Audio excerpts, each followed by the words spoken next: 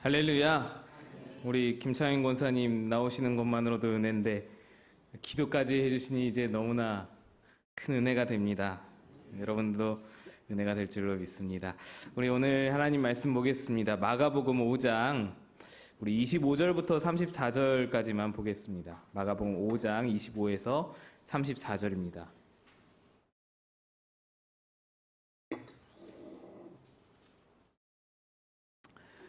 마가복음 5장 25에서 34절 한 절씩 교독합니다. 12해를 혈루증으로 알아온 한 여자가 있어 많은 의사에게 많은 괴로움을 받았고 가진 것도 다 허비하였으되 아무 효험이 없고 도리어 더 중하여졌던 차에 예수의 소문을 듣고 무리 가운데 끼어 뒤로 와서 그의 옷에 손을 대니 이는 내가 그의 옷에만 손을 대어도 구원을 받으리라 생각함일러라. 이에 그의 혈루 근원이 곧 마름에 병이 나은 줄을 몸에 깨달으니라. 예수께서 그의 능력이 자기에게서 나간 줄을 곧 스스로 아시고 무리 가운데서 돌이켜 말씀하시되 누가 내 옷에 손을 대었느냐 하시니 제자들이 여짜오되 무리가 에워싸 미는 것을 보시며 누가 내게 손을 대었느냐 물으시나이까 하되 예수께서 이 일을 행한 여자를 보려고 둘러보시니 여자가 자기에게 이루어진 일을 알고 두려워하여 떨며 와서 그 앞에 엎드려 모든 사실을 여쭈니 예수께서 이르시되 딸아 내 믿음이 너를 구원하였으니 평안히 가라 내 병원에서 놓여 건강할지어다. 아멘.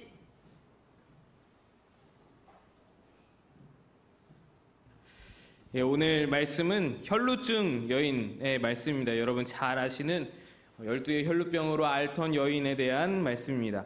지난주에 야이로의 그 말씀을 2주에 걸쳐서 말씀드렸었습니다.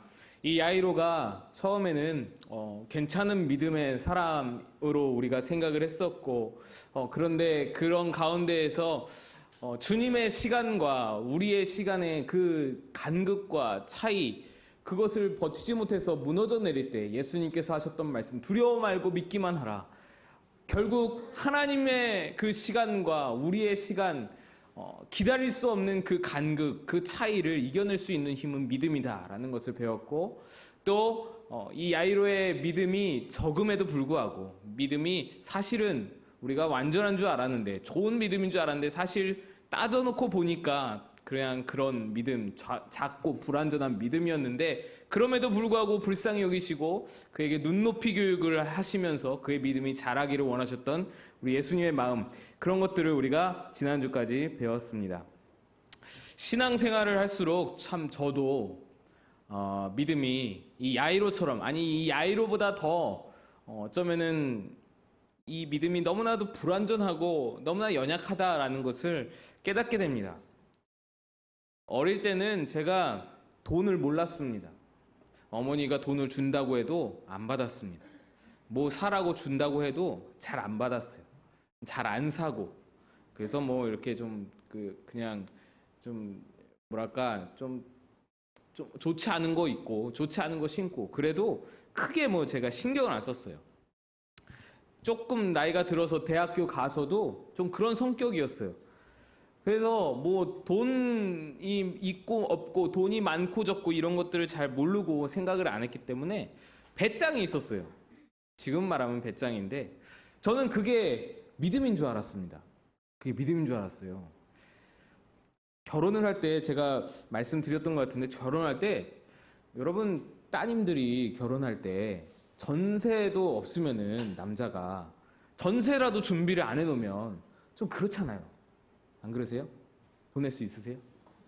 제가 전세도 없었어요. 전세도 마련을 안 해놓고 그래야 결혼을 하고 할 텐데 전세도 없이 결혼하려다가 그 장모님이 반대도 하시고 그랬는데 전세 없이 아무튼 결혼을 시작을 했어요. 추진을 막 했어요. 제가 막 밀어붙이고 그 장모님도 막 밀어붙이고 그랬어요. 아무튼 그래서 하기로 하고 결혼 다 약속 잡아놓고 뭐 청 없으면은 우리 집에 들어가 살면 되지. 우리 집 방 2개인데 동생도 있는데 뭐 거실에서 자면 되지 뭐 이런 식으로 내가 얘기하면서 막 밀어붙였어요. 그러니까 장모님 입장에서는 참 어처구니 없죠. 장인어른 입장에서는 또 아내도 참 철딱선이 없다 아마 그렇게 생각했을지도 모르겠어요. 근데 참 하나님 은혜로 결혼할 때쯤에 아는 형님이 답답했는지 그런 제가 참 답답했는지 자기 집이 지금 비어 있다고, 자기 신혼집으로 쓸 집이 비어 있다고 그 집 좀 살라고 그래서 무료 임대로 그 큰 집 30평짜리 그 집을 저희가 신혼살림을 차렸어요. 뭐 TV가 있어요, 뭐 세탁기가 있어요, 아무것도 없죠. 그 형님이 놔두신 냉장고 하나 딸랑 있었어요. 그 냉장고 쓰면서 소파도 없고 TV도 없으니 거실은 가지도 않고 항상 불 꺼놓고 방에서 살면서 빨래는 욕조에다가 물 받아서 발로 빨고 발로 밟아서 빨고 그랬어요. 이제 그렇게 살면서 보니까 이제 아내 친구들이 저를 욕하는 게 들리진 않는데 들리더라고요. 장모님도 장인어른도 욕하시는 게 이제 들리는 것 같고 참 철딱선이죠. 철부지죠. 그러니까 우리 아내도 참 대단해요. 뭐 보고 그렇게 결혼을 했는지. 그러고는 에티오피아를 갔어요. 그러고는 이제 거기서 좀 살다가 에티오피아를 갔는데 둘이 에티오피아 가서는 셋이 돼서 왔어요. 에티오피아에서 첫째를 낳았어요. 그 시커먼 손으로 우리 큰아들을 받았는데 아찔하더라고요. 아, 이게 시커먼 손 저게 뭐 묻은 건지 아니면 원래 손이 저런 건지 우리 알 바가 없잖아요. 그러니까 이게 참 그랬는데 그때도 욕 많이 먹었어요. 우리 아내 친구들하고 처가댁 식구들에게 욕 많이 먹었어요. 하고 많은 나라 중에 에티오피아에서 출산하게 했다고. 그렇잖아요. 그렇죠? 그런데 제가 그때는 이런 게 믿음이라고 생각했어요. 믿음이 있으니까 내가 이렇게 한다. 없는 것 이런 거 따지지 않고 가진 게 없었으니까 아무것도 없었으니까 무서울 게 없는 거예요. 잃을 것도 없고 그랬던 세상이었죠. 그런 삶이었죠. 선교한다고 그냥 무작정 가고 또 돌아와서도 뭐 당장 살 집 없어도 그냥 믿음으로 부딪힌다고 생각하고 뭐 믿음이었을지도 모르죠. 근데 지금 와서 생각하면은 아찔한 거예요.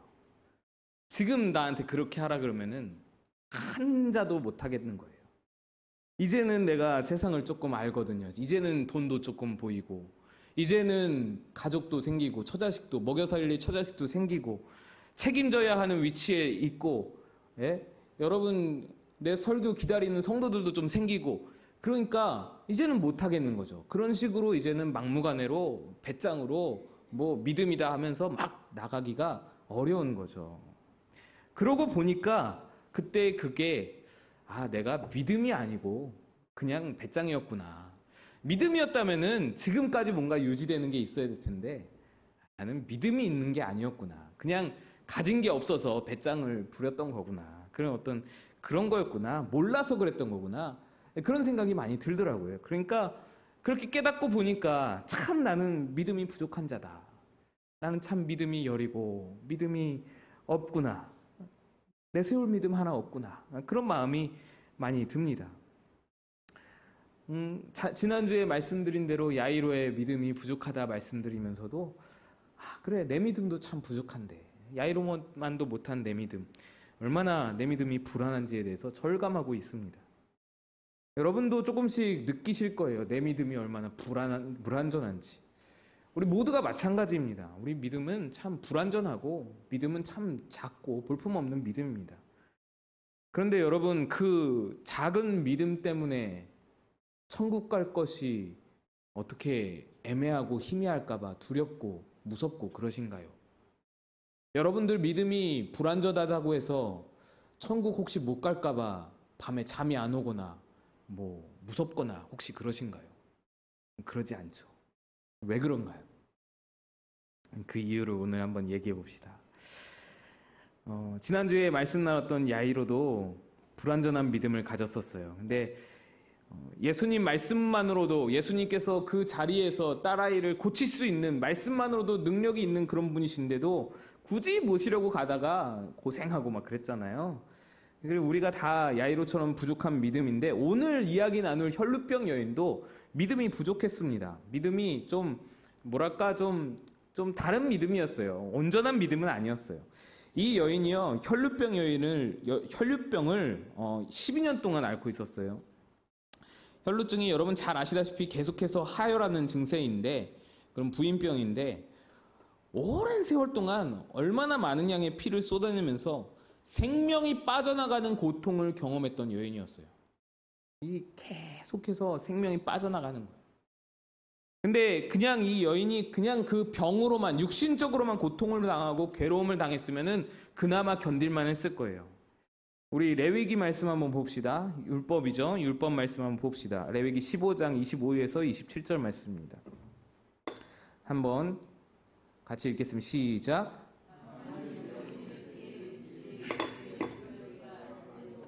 여러 날이 간다든지 그 유출이 그의 불결기를 지나도 계속되면 그 부정을 유출하는 모든 날 동안은 그 불결한 때와 같이 부정한즉 그의 유출이 있는 모든 날 동안에 그가 눕는 침상은 그에게 불결한 때의 침상과 같고 그가 앉는 모든 자리도 부정함이 불결할 때의 부정과 같으니 그것들을 만지는 자는 다 부정한즉 그의 옷을 빨고 물로 몸을 씻을 것이며 저녁까지 부정할 것이요.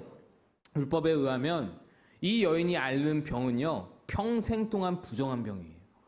이 여인은 접촉하는 것마다 부정을 옮기는 자예요.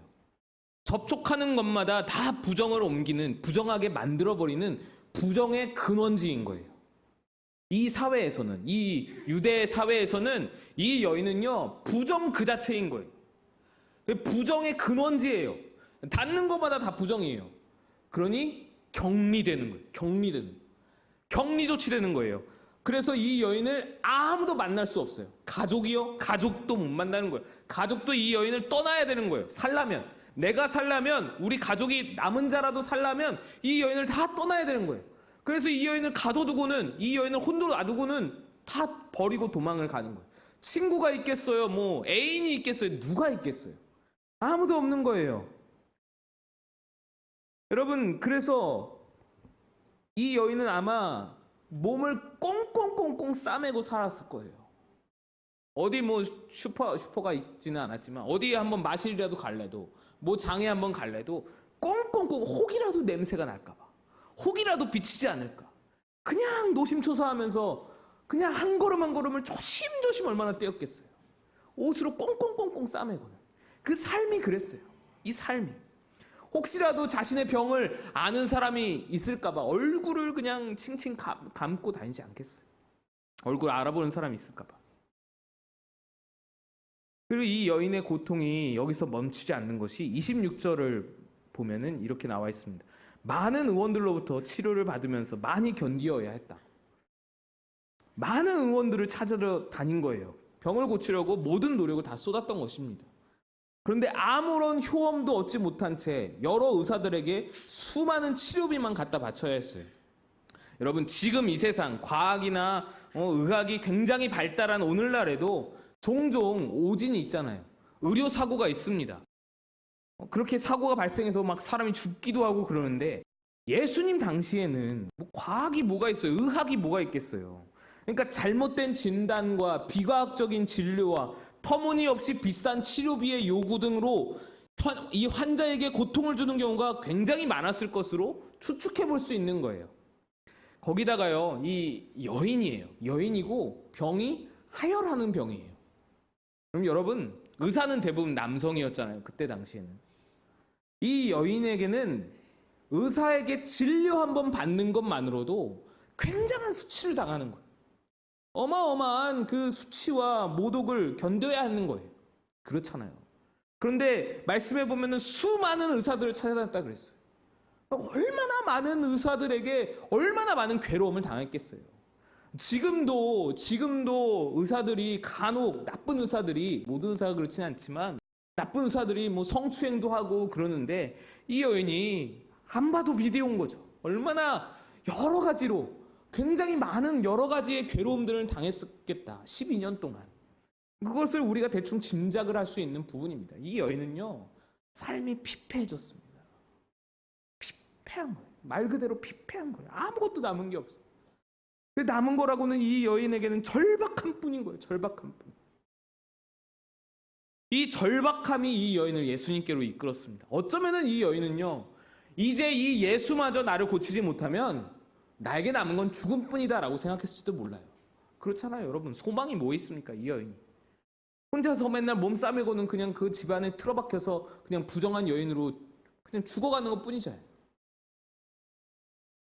그래서 예수를 만나면 뭔가 고침을 받을 수 있을 거라는 그런 어떤 믿음보다는 이 여인은 절박한 심정으로, 지푸라기라도 잡을 그 심정으로, 해볼 수 있는 거 다 해보겠다는 심정으로 예수께 나왔을 가능성이 큰 거예요. 그런데 여러분, 문제가 있는 거예요. 이 여인은 부정을 몸에 지닌 자였어요. 부정을 몸에 지닌 자. 그래서 이 여인은요, 모든 사람들에게 거절당하는 것이 일상이었어요. 여러분, 몇 년 전이죠. 2015년인가 16년인가에 메르스 퍼졌을 때 있잖아요. 메르스 전염병이 온 나라를 막 두려움에 빠쳤을 때, 그때요, 제가 기침이 막 계속 나는 거예요. 아침부터 기침이 나는 거예요. 성도들은 주일날이었거든요. 제가 설교를 해야 되는 입장인데 성도들은 뭐 괜찮다고 하는데 제가 나서서 악수를 못 하겠더라고요. 제가요, 설교 끝나자마자, 설교하기 전부터 또 설교 끝나자마자 마스크 끼고요, 성도들 피해서 막 도망다니고 그랬어요.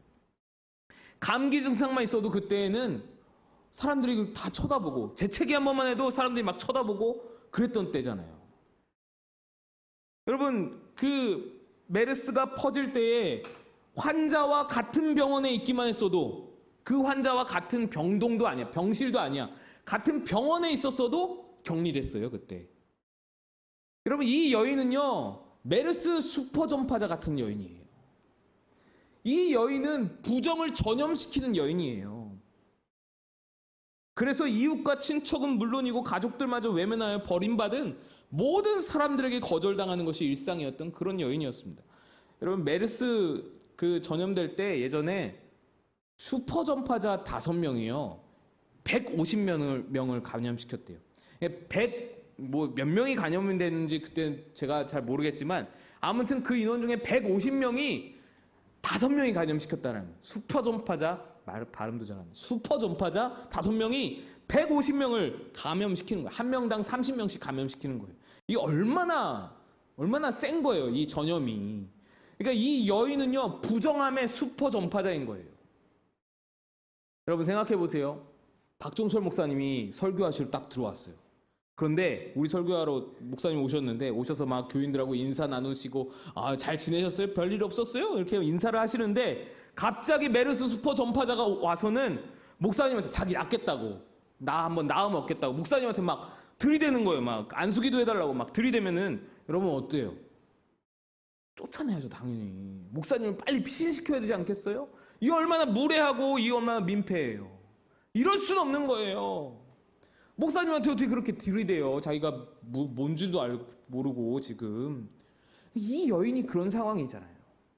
지금 부정이 전염되는, 부정이 전파되는 그런 위치에 자기가 있다고요. 이 여인이 무슨 염치로 예수님께 나아가겠어요? 무슨 염치로 사람들 앞에, 사람들이 그렇게 몰려있는 곳에 나아가겠어요? 예수님을 대면할 자신이 없는 거예요. 예수님이, 내가 나아갔는데, 야, 너 혈루병 여인 아니야? 너 어떻게 나한테 나오냐? 나한테 부정이 감염되게. 그러면서 예수님이 거절해버리면 어떡해요? 그러면 끝인 거예요. 정말 끝인 거예요. 예수님마저 자기를 거절하면 그냥 죽으러 가야 되는 거예요.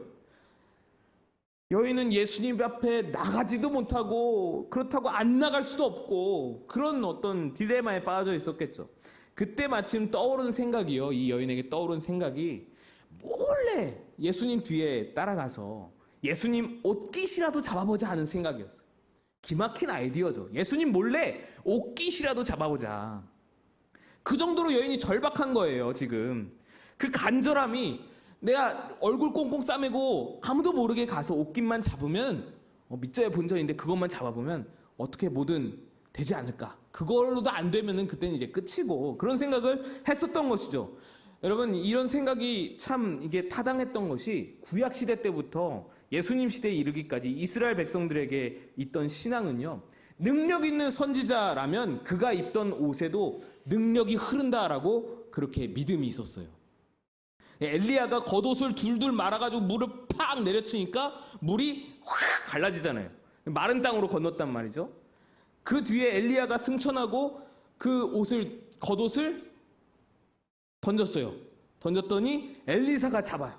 엘리사가 그 옷을 잡아서 물을 똑같이 치니까 확 갈라지는 거예요. 또 이런 어떤 그 믿음이 있다고요. 신앙이 있는 거예요. 또 사도행전에서 보면 사람들이 바울의 몸에서 그 손수건이나 앞치마 가져다가 병든 사람에게 얹으면 그 병이 떠나고 악귀도 나가더라 하는 말씀도 있는 거예요. 성경에 기록된 것들 외에도 그런 일들이 굉장히 많았던 거죠. 당시 사람들은 선지자는 그 입던 옷까지에도 능력이 흐른다라고 믿는 것이 어느 정도 이해가 되는 거예요. 그리고 실제로 이 여인도 예수님의 옷깃을 잡자마자 그 병이 나았음을 여인 스스로 깨달을 수 있었어요. 이 여인은 자기 믿음이 옳았다고 믿었겠죠. 옷깃에도 능력이 흐른다. 옷깃에도 뭔가 능력이 있다.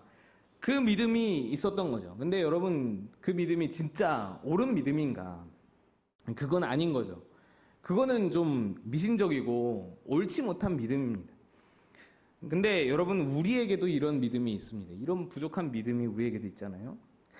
제가 고등학교 때 중간고사인지 기말고사인지 시험 치르러 갈 때 성경을 꼭 들고 갔어요. 근데 성경도 작은 거 말고 꼭 큼지막한 걸 들고 갔어요. 한 이만치면 아니어도 조금 요거보다 좀 작은데 아무튼 큰 성경을 꼭 가방에 넣고 성경 시험 보러 갔었어요. 그래서는 시험 볼 때 책상 밑에 서랍 있잖아요. 서랍에다가 성경을 딱 넣어두고는 시험을 보는 거예요. 그러면은 시험이 잘 봐지는 거예요. 시험을 잘 맞는 거예요. 잘 맞는 거예요. 이게 마치 책상 안에서 뭔가 성경으로부터 뭔가 기운이 막 뿜어져 나오는 것 같고 시험을 잘 볼 것 같은 거예요. 실제로 효과도 많이 보고요. 그래서 어느 날 시험 기간에 안 그래도 가방이 막 꽉 차 있는데 성경을 막 우겨 넣었어요, 거기다가. 그 모습을 아버지가 보시고는 뭐 쉬는 시간에 성경 읽으려고 그러냐? 그럼 좀 작은 거 가져가지 왜 이렇게 큰 걸 가져가냐? 그러시는 거예요. 그래서 제가 당당하게 서랍에 넣어두고 시험 보려고 합니다. 제가 말을 했어요.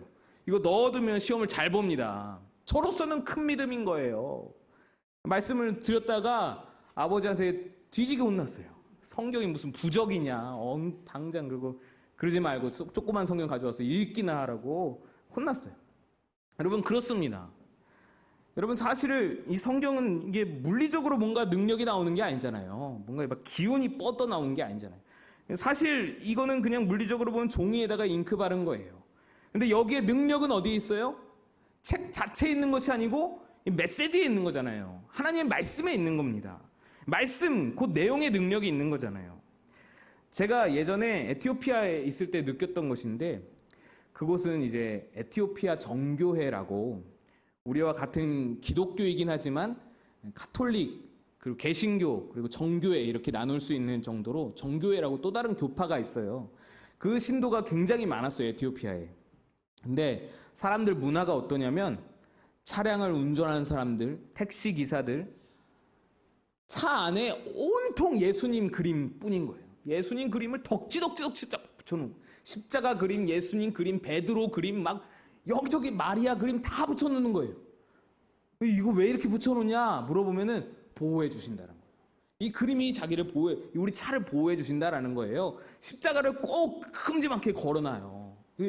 이게 보호해 주신다라는 거예요. 여러분, 예수님 부적이 아니잖아요. 예수님 십자가가 부적이 아니잖아요. 예수님은 예수님의 능력으로 보호하시는 거지 그 그림으로 보호하시는 게 아니잖아요. 이 에티오피아 사람들은 이제 그렇게 믿는 거예요. 그래야 차가 보호받는다고 생각을 하는 거예요. 근데 여러분, 오늘날에도 이런 어떤 신앙들, 이런 조금 단순하고 그런 신앙들이 우리에게도 많은데 예수님 시대에는 얼마나 그런 신앙이 많았겠어요. 얼마나 그런 좀 단순한 신앙들, 믿음들이 얼마나 많았겠어요. 저처럼 성경에서 능력이 뿜어져 나온다고 얼마나 많은 사람들이 생각을 했겠습니까? 옷에도, 예수님 입던 옷에도 능력이 있다고 믿는 거예요. 옷은요, 예수님이 입던 옷이든 제가 입던 옷이든 사실 천주각이에요. 사실은요. 예수님이 입으셨다고 거룩한 능력이 막 흐르는 뭐 빛이 광채가 막 흐르는 옷이 되는 게 아니에요. 사실은 그냥 똑같은 천이에요. 그렇다면 여러분, 여인을 고친 능력이 어떤 능력입니까? 예수님 옷을 만져서 고침을 받았는데 옷의 능력이 아니면 뭐라는 거예요? 예수님의 능력인 거죠. 예수님의 능력. 옷이 통로가 됐을 뿐이지 예수님의 능력인 거예요. 예수님의 능력이 고치는 거예요. 예수님의 치유의 능력이 그 여인을 고친 거예요. 여러분, 치유의 능력은 예수께 있는 줄로 믿으시길 바랍니다. 치유의 능력은 하나님께 있는 거예요. 지난주 야이로의 이야기에서도 여러분 말씀드렸지만 본문의 상황은 사람이 굉장히 막 붐벼서 예수님의 옷에 손을 대는 사람이 부지기수로 많았어요. 예수님이 막 붐벼서 여기도 보면은 무리에 끼어서 들어왔다고, 이 여인이 무리에 끼어서 들어왔다고 기록되어 있어요. 무리가 막 에워싸는 거예요. 예수님 옷에 손을 대는 사람이 한두 명이었겠어요? 예수님 옷에 손도 대고 얼굴도 대고 어깨도 들이밀고 뭐 엉덩이도 들이밀고 이것저것 다 닿았을 거예요, 예수님 옷에. 근데 모든 사람들, 다른 모든 사람들 예수님 옷에 터치한 사람은 아무에게도 능력이 일어나지 아니하고 오직 이 여인에게만 나타나는 거예요, 능력이. 이게 여러분 증거인 거예요. 옷이 아닌 예수께 능력이 있다라는 증거인 거예요. 옷이 아닌 예수님께서부터 능력이 나갔다라는 것을 그 증거하는 증거라는 것입니다. 만약에 옷 자체에 능력이 있다면 다 만지면 다 능력이 나타나야 되는 거죠. 여러분, 근데 그렇다면 예수님께서 이 여인을 고치신 것이라면 예수님은 이 여인이 옷을 만졌을 때부터 아셨어요. 처음부터 아셨다라는 것이죠. 예수님은 그 여인을 아셨어요. 예수님은 이 여인이 12의 혈루증으로 얼마나 괴로움을 당했는지 다 아셨어요. 다 보고 아셨어요. 그리고 그 여인이 어떤 두려움을 가졌는지, 지금 이 상황에 어떻게 여기까지 나오게 됐는지를 다 아셨어요. 그래서 얼마나 어떤 불완전한 믿음으로 나와 왔는지, 왜 옷에 손을 대는지, 왜 예수님께 나와서 정식으로 말씀을 드리지 못하고 가만히 옷에 손을 대고 도망가려 하는지, 그 모든 상황과 그 모든 과정을 예수님은 다 아셨어요. 그래서 너무너무 불쌍하니까, 너무너무 불쌍한 여인이니까 불쌍히 여기시고 그를 치유해 주신 것입니다. 여러분, 이 여인도요, 야이로와 마찬가지로 굉장히 불완전하고 어쩌면은 미신적인 그런 믿음을 가졌어요. 그런데 그리고 그 처음에 고백했던 대로 여러분과 저도 그런 믿음을 가졌어요. 마찬가지로 우리는 연약하고 불완전한 믿음을 가졌습니다. 주님 보시기에 형편없는 믿음을 가졌어요. 어찌 보면요, 옷자락 잡는 것도 대단한 믿음인 거죠. 그런데 주님 보실 때는 여전히 형편없는 믿음인 거예요. 우리도 마찬가지도 이 정도 신앙생활하면 우리가 괜찮다 생각할지 모르지만, 아무리 그래도 내가 저 세상 바깥에 있는 저 세상 사람들, 매일 방탕하게 사는 저 사람들보다는 그래도 내가 좀 낫다라는 생각이 들지만, 우리끼리 생각할 때는 그럴듯하지만, 그러나 주님이 바라볼 때는요, 아니, 우리 믿음도 별것 없는 믿음이에요. 제가 키 차이 얘기 종종 말씀드리잖아요. 우리끼리 볼 때나 190이고 170이지 저 위에 하늘 꼭대기에서 보면은 190이나 170이나 똑같이 개미 새끼인 거예요. 그냥 점 하나인 거예요. 아무것도 안 보이는 거예요. 우리는 우리의 믿음이 대단해 보이지만, 우리는 우리의 믿음이 뭔가 있는 것 같이 보이지만 사실 예수님 볼 때는 아무것도 아니라는 거예요. 별것 아니라는 거예요. 그 예수님의 칭찬을 받았던 그런 큰 믿음을 가졌던 백부장도, 오늘 주인공인 이 불완전한 믿음을 가진 혈류증 여인도 믿음이 대단하지 않아요. 예수님 앞에는 별것 아닌 믿음이에요. 그런데 그들의 소망이 어디 있습니까? 그들을 고치는 능력이 어디 있습니까? 그들의 믿음이 아니에요. 예수님께 있는 거예요. 예수님께 능력이 있기에 소망이 있는 겁니다. 예수님께 능력이 있기에 그들이 불완전한 믿음을 가졌어도 소망이 있는 거예요. 여러분, 이것이 우리의 소망인 줄로 믿으시기를 축복합니다. 우린 불완전해요. 우린 연약해요. 여러분이나 저나 다를 바 없어요. 다 불완전하고 다 부족하고 하나님 앞에 별것 아닌 믿음이라는 거예요. 그 작은 믿음인데 우리 예수님께 능력이 있다는 것이 우리에게 얼마나 큰 소망인지 모릅니다. 우리의 불완전한 믿음으로 고침받는 게 아니라 예수의 능력으로 고침받을 수 있다는 것이 얼마나 큰 소망이고 얼마나 큰 은혜입니까? 이것이 우리에게 위로가 된다는 것이죠. 여러분, 믿음은요, 예수님의 능력을 이끌어내는 마중물 같습니다. 마중물 다 아시죠? 저 마중물 모를 것 같으시죠? 마중물 저도 알아요. 제가 단기 선교 가서 펌프질 많이 해봤어요. 물 이렇게 마중물 붓고는 펌프질 꽉꽉꽉꽉 하면서 제가 많이 해봤어요. 우물도 길어봤어요. 캄보디아 선교 가서 우물도 많이 길어봤어요. 저 다 해봤어요. 근데 믿음은요, 마중물 같다고. 믿음은 마중물이에요. 조금 부으나 많이 부으나 마중물 뿌리니라고요. 이거는 그냥 펌프로 뽑아져 나오는 수많은 어마어마한 물에 비하면은 마중물이라는 거예요. 우리의 믿음은.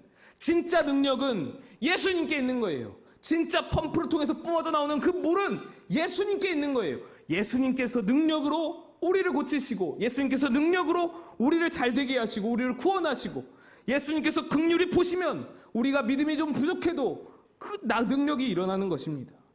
여러분, 정리합니다. 능력은요, 예수님 옷에 있지 않은, 능력은요, 우리 믿음에 있는 것도 아니에요. 능력은 예수님께 있는 거예요. 우리는 옷자락을 구해요. 우리는 어떤 미신적인 믿음으로 나아가요. 예수님이 내 딸 고치시기 위해서 꼭 가셔야만 하는 그런 믿음으로 나아가요. 내 상식으로 이해되는 예수님을 믿어요. 그럼에도 불구하고 소망이 있으면 예수님께서 전능하시다라는 거.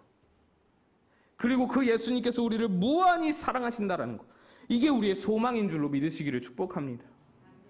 여인이 옷자락을 잡는 기막힌 아이디어로 치유받은 것 아니고 믿음이 되나 해서 치유받은 것 아니라는 거.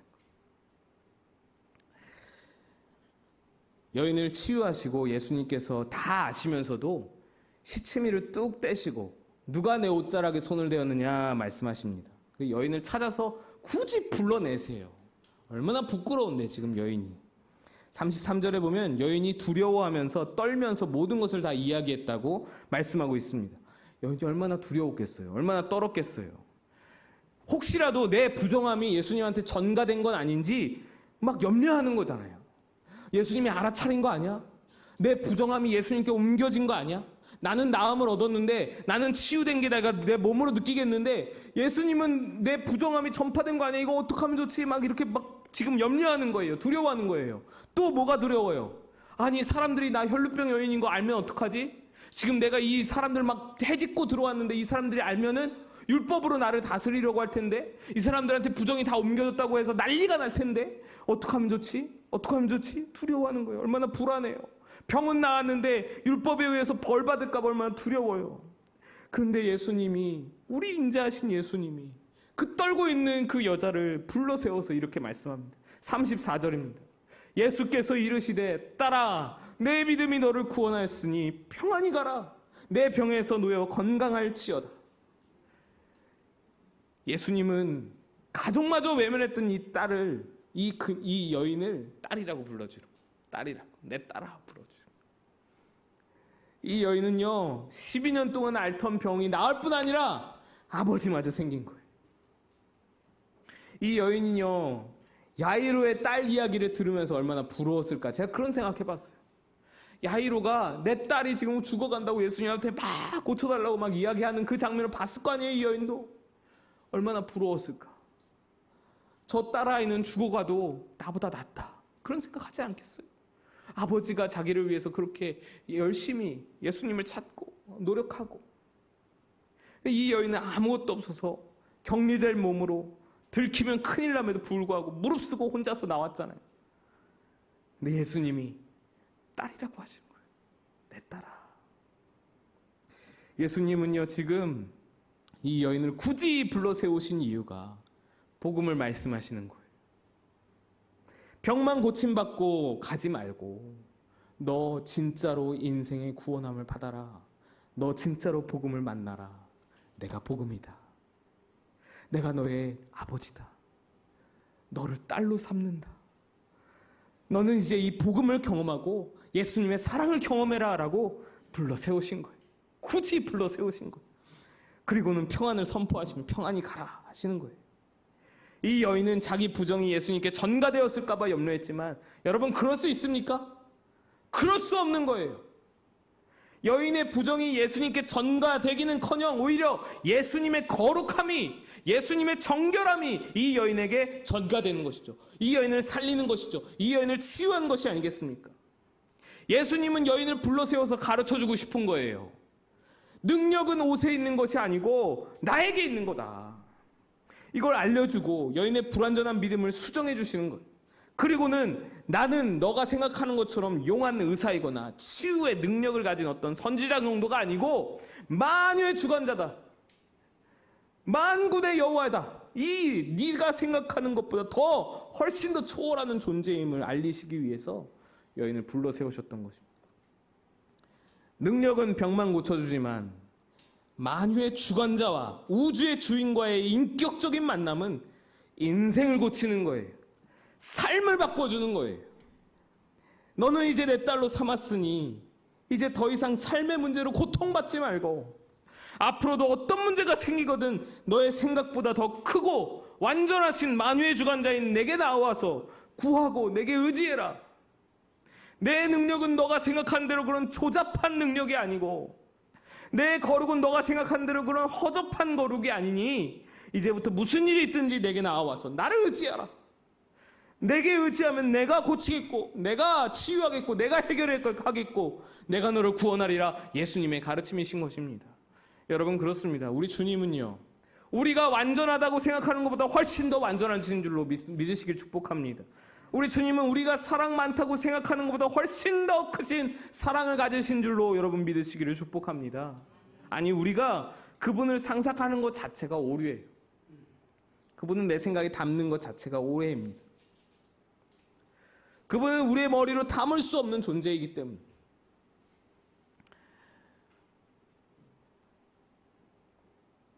여러분, 이 부족하고 부정한 여인에게서 우리가 한 가지 배울 것이 있다면 작고 불완전한 믿음이지만 용기를 냈다라는 거예요. 용기를.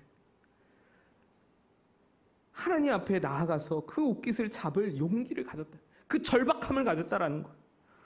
여러분, 아무리 믿음이 커도 예수님께 나아가지 않으면 말짱꽝인 거예요. 예수님께 나아가서 옷깃이라도 붙잡아야 되는 거예요. 예수님께 머리를 들이밀지 못할지라도 옷깃이라도 잡아야 뭔가 능력이 일어난다라는 것입니다. 그냥 방 안에 가만히 앉아가지고 훌쩍대고만 있으면 아무 일도 일어나지가 않는 거예요. 예수님께 나와야 되는 거예요. 어쨌든 나와야 되는 거예요. 무릎 꿇고 울고부짖고 기도하면서 예수님을 붙잡아야 되는 거예요. 그래야 사는 거예요. 그래야 능력이 일어나고 그래야 역사가 일어나고 그래야 뭐라도 일어난다라는 겁니다. 이게 이 혈루병 여인이 가진 위대함인 거예요. 그의 믿음이 어쩌고 저쩌고 할 것보다 우선적으로 이 여인에게 배울 것이 바로 이것이라는 것입니다. 여러분, 능력은 나의 완전함에 있는 것이 아니고 예수께 있는 줄로 믿으시길 바랍니다. 권능은 나의 의로움에 있는 것이 아니고 예수께 있으신 줄로 믿으시길 바랍니다. 나 같은 사람이니까 주님 필요한 거예요. 인생을 바꾸시는 주님께 나아가서 그의 옷자락 잡고 주님 의지하고 그의 능력으로 권능으로 살아가는 저와 여러분 다 되시기를 축복합니다. 우리 함께 기도하겠습니다.